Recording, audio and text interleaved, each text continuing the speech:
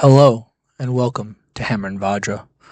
Today, on a stormy, cloudy day, thunder rumbling in the air, I decided that it was a perfect setting for the reading of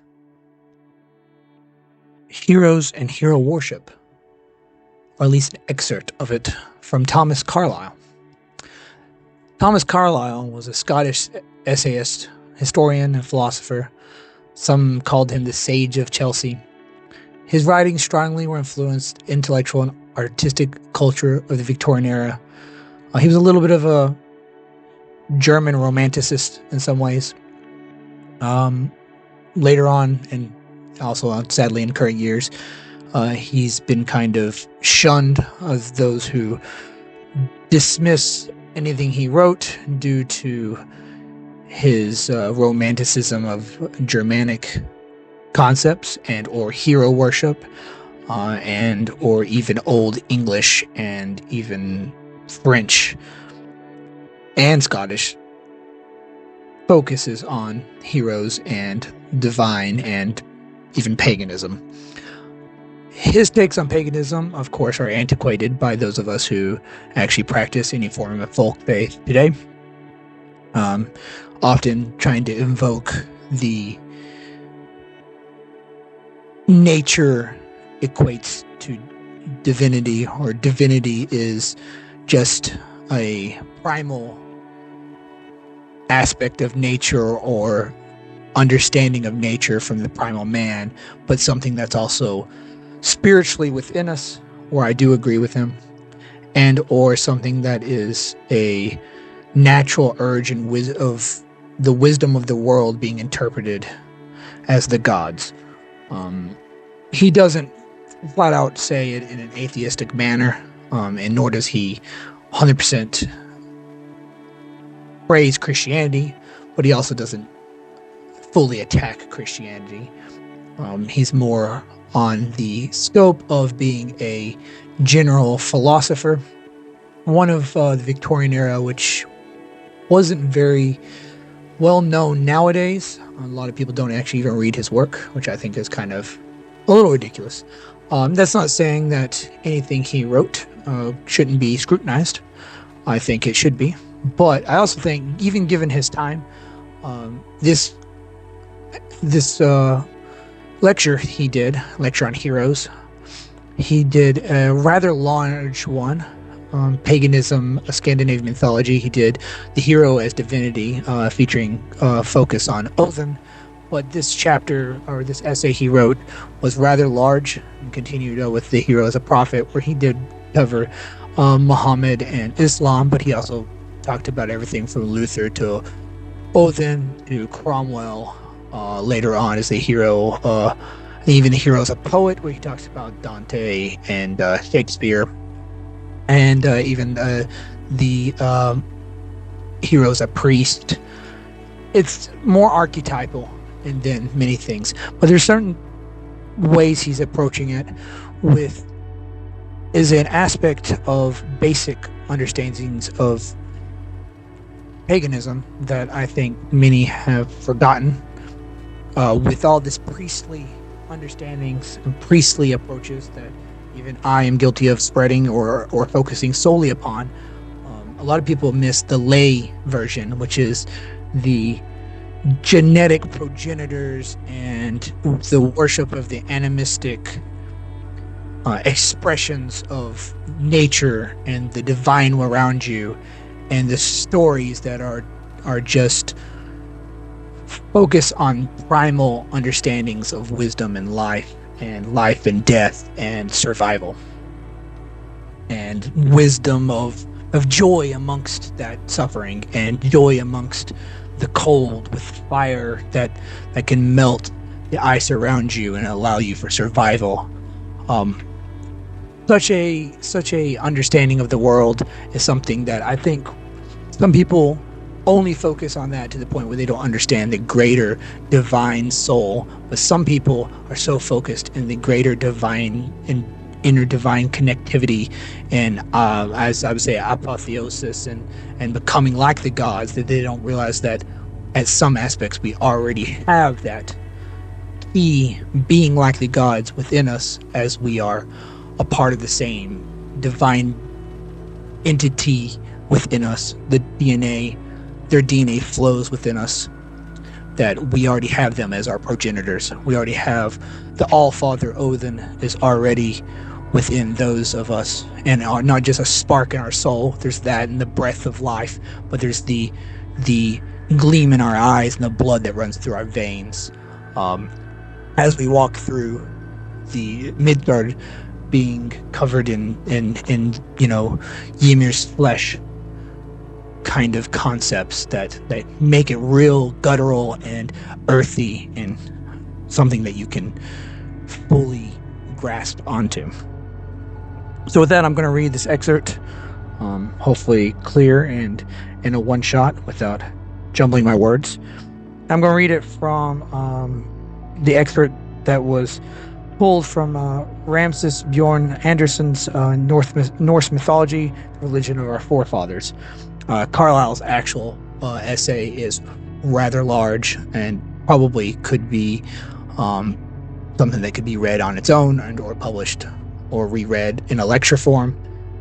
Maybe it's something worth actually looking at republishing.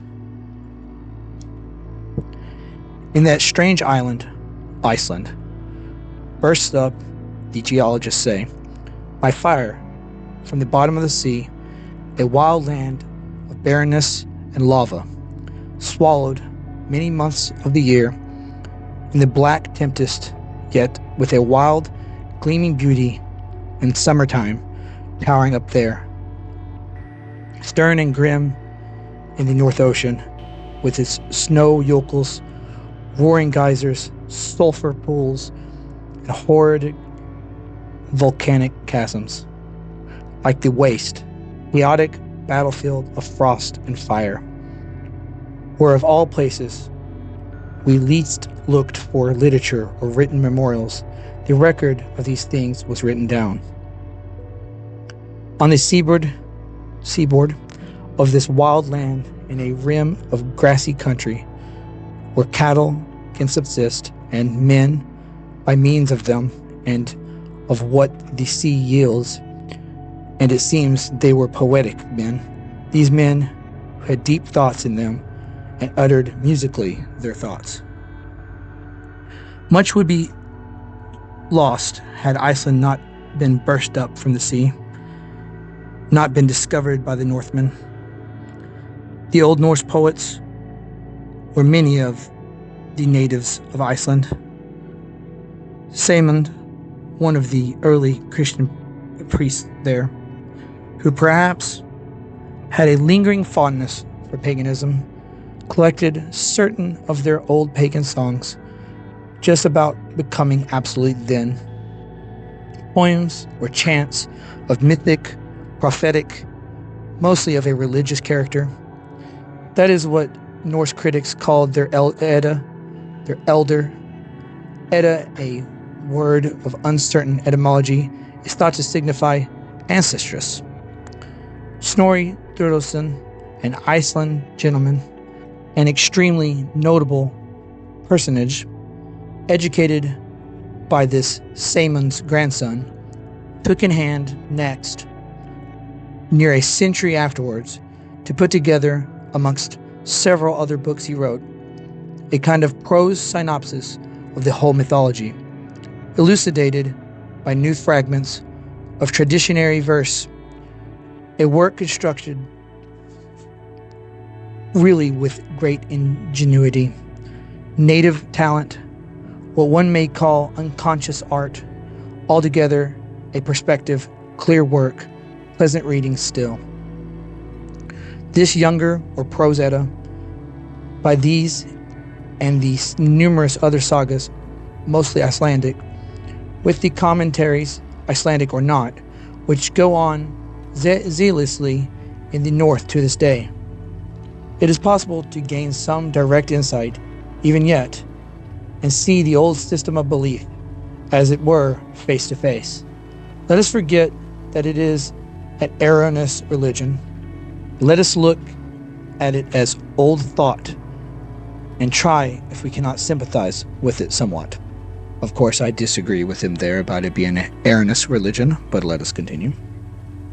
The primary characteristic of this old Northland mythology I find to be impersonation of the visible workings of nature, earnest, simple recognition of the workings of physical nature as a thing wholly miraculous, stupendous, and divine. What we now lecture as science, they wondered at and fell down before in awe as religion. The dark, hostile powers of nature they figured to themselves as Jotuns, giants, huge, shaggy beings of demonic nature. Frost, fire, sea, tempest, these are Jotuns. The friendly powers, again, as the summer heat, the sun, are gods. The empire of this universe is divided between these two. They dwell apart in perennial, internecine feud. The gods dwell above in Asgard, the garden of the Asa, where the divinities, Jotunheim, a distant, dark, chaotic land, is the home of the Jotuns. Curious all this, and not idle or inane if we look at the foundation of it. The power of fire or flame, for instance, which we designate by some trivial chemical name, thereby hiding ourselves from the essential character of wonder that dwells within it. As in all things, is, with these old Northmen, Loge, a most swift, subtle demon of the brood of the Jotuns, meaning Loki here. The savages of the Ladrones Island, too, some say Spanish voyagers, thought fire, which they had never seen before, was a devil or god that bit you sharply when you touched it and lived there upon the dry wood. From us, too, no chemistry, if it had not stupidified to help it, would hide the flame is a wonder. What is flame? Frost, the old Norse seer discerns to be a monstrous, hoary Jotun, the giant Thrym, Hrim, or Rime. The old word, now nearly obsolete here, but still used in Scotland to signify hoarfrost. Rime was not then, as now, a dead chemical thing, but a living Jotun or devil. The monstrous Jotun Rime drove home his horses at night, sat combing their manes, which horses were hail clouds or fleet frost winds. His cows, no, not his, but a kinsman's, the giant Hyrmir's cows are icebergs. Hymir looks at the rocks with his devil eye, and they split in the glance of it. Thunder was then not merely electricity, vitreous and resinous. It was the god Donr, thunder or Thor, god also of the benefits of summer heat. The thunder was his wrath. The gathering of the black clouds is the drawing of Thor's angry brows. The firebolt bursting out of heaven is the all-rendering hammer flung from the hand of Thor. His urges, his loud chariot over the mountaintops, that is the peal. Wrathful, he blows in his red beard, that is the rustling storm blast before the thunder begins. Baldur, again, the white god, the beautiful, the just, and benign, whom the early Christian missionaries found to resemble Christ, is the sun, beautifulest of visible things, wondrous too, and divine still after all of our astronomies and almanacs. But perhaps the notable god we hear tell of is one of whom Grimm, the German etymologist, finds trace, the god Wunsch, or wish, the god Wish, who could give us all that we wished. It is not the sincerest and rudest voice of spirit of man, the rudest ideal that man ever formed, which still shows itself in the latest forms of our spiritual culture, higher considerations have to teach us that the God Wish is not a true God. Of the other gods or Jotuns, I will mention only for etymology's sake that the sea tempest is the Jotun Aegir, a very dangerous Jotun, and now to this day, on our river Trent, as I learn, the Nottingham bargemen, when the river is in a certain flooded state, a kind of backwater eddying swirl it has, very dangerous to them, is called eager. They cry out, "Have a care, there is the eager coming." Curious that the word surviving, like the peak of submerged world. The oldest Nottingham bargemen had believed in the god Aegir. Indeed, our English blood, too, in good part, in Danish, Norse, or rather, at the bottom, Danish and Norse and Saxon, have no distinction except a superficial one, as of heathen and Christian or the like. But all over our island, we are mingling largely with Danes proper, with the incessant invasions that were, and this, of course, in a great proportion along the east coast, and the greatest of all I find in the northern country. From the Humber upward, all over Scotland, the speech of the common people is still, in a singular degree, Icelandic. Its Germanisms has still a particular Norse tinge. They too are Northmen, if that be any great beauty. Of the chief god Odin, we shall speak by and by, and he elaborates later on with regards to Odin.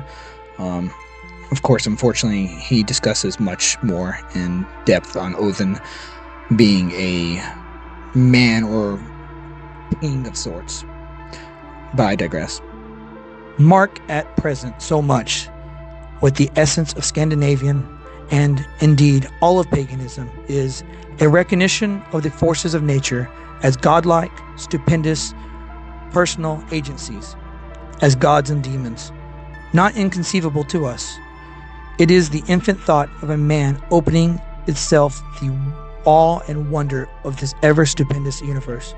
It is strange, and after our beautiful Apollo statues and clear-smiling mythices, to come down upon the Norse gods, brewing ale to hold their feast with Aegir, the sea Jotun, sending out Thor to get the cauldron for them in the Jotun country. Thor, after many adventures, clapping the pot on his head like a huge hat and walking off with it, quite lost in it, the ears of the pot reaching down to his heels. A kind of vacant hugeness, large, awkward gianthood characterizes that North system. Enormous force, as yet altogether untutored, stalking helpless, with large, uncertain strides. Consider only their primary mythos of creation, the gods having got the giant Ymir slain, a giant made by warm winds and much confusion work out of the conflict of frost and fire, determined on constructing a world with him. His blood made the sea, his flesh was the land, the rocks his bones, and of his eyebrows they formed Asgard, their god's dwelling. His skull was the great blue vault of immensity, and the brains of it became the clouds.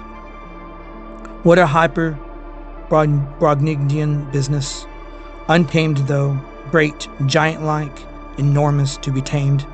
In due time, into that of compact greatness, not giant, but godlike, and stronger than the gianthood of Shakespeare or Goethe, spiritually as well as bodily. These men are our progenitors. So, with that, I will kind of wrap it up. I will say that there are things, of course, I glaringly disagree with. But I think Even though we know today that there was more of a systematic understanding, there was complex and intricate rituals. There is a form of theology and liturgy and meter to the songs and poems. There is a understanding, commonly, not just from a Proto-Indo-European to Indo-European weave of connections, but to an actual expression of divinity and faith that went from the Goths to ancient Scandinavians, all the way across the continent of Europe and parts of Eurasia, and of course to the north areas, all the way down to interacting with the Italic peoples. You have a system of understanding that had included fire worship primarily. It included the understanding of sacrifice. Regardless how intricate it became, it still has that perfect blend of connecting these complex rituals with living today, living and surviving the horrors of life and survival, but the joys of taming those horrors and creating a balance out of them where you can thrive and see the divinity all around you, everything from your breath to that spark of lightning. I think another one I've always suggested was Colin Cleary's Summoning the Gods. In this book, also Colin Cleary delved into how no matter how much science we discover, there's always science beyond what we've discovered. There's always another law of nature that we have yet to understand that's beyond what we're assuming when our theories and our hypothesis. And because of that, there's always a form of magic within it. And that magic is divine in itself. Sure, you can know how to make an arc between two different connectors. You can know how that positive negative charge creates lightning, but it doesn't take away the magic of seeing that spark and the feeling of it and just the divine function within it. No matter how much you master to become like the gods, to control what the gods control, it doesn't take away the beauty and a raw understanding of the divine that is the gods controlling and expressing themselves through this nature. And with that, before I go on to too much of a theological rant, I will leave you with those thoughts, and I hope that this was something that you found either beneficial or just gave you another look in the more lay approach of the general folk understanding the divine and the world around them. Thank you for listening. Hammer and Vajra out.